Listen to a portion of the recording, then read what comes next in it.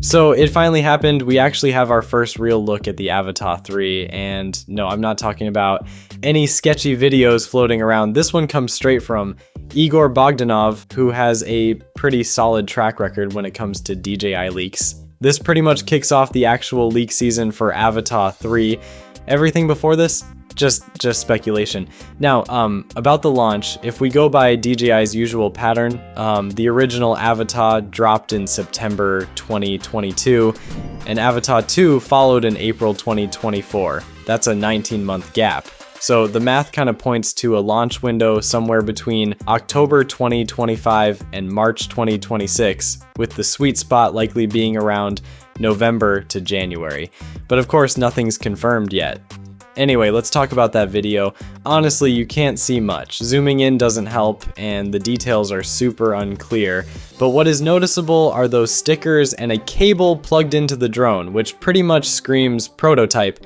Design-wise, it still looks a lot like the Avata 2 from what little we can see, but that could change once we get a closer, clearer look. If you spot something we missed, drop it in the comments, we're all eyes.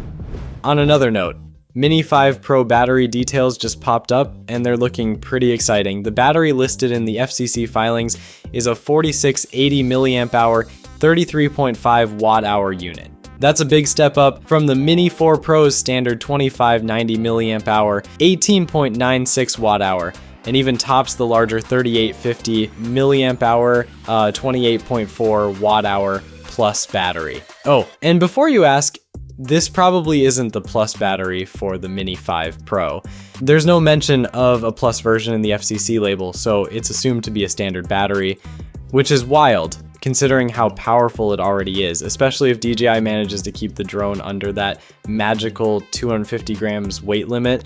That's more than double what the Mini 4 Pro could handle, which topped out at 30 watts. One more thing.